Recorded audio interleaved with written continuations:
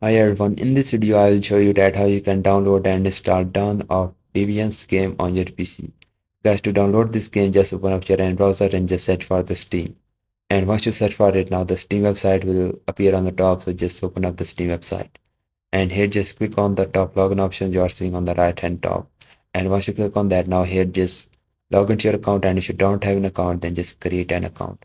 And guys, once you create the account, then click on the install Steam option you are seeing on the top, and here just download the Steam and install it into your PC. Guys, this is very simple and easy. Then just open up the Steam, log into your account, and just click on the top search box and just type here the Dawn of Deviance game, and this game will appear on the top, so just open it.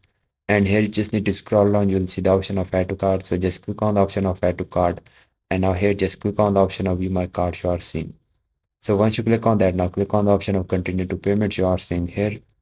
And guys, here just pay with your PayPal or any other card you have. And guys, once you pay the amount, now the game was added to your Steam library. Just click on the library on the top and just click on the game, which is the Dawn of Deviance, and just click on the install. And this is how you can download and install this game on your PC. If you find this video helpful, so please like it, and I will see you guys in the next video.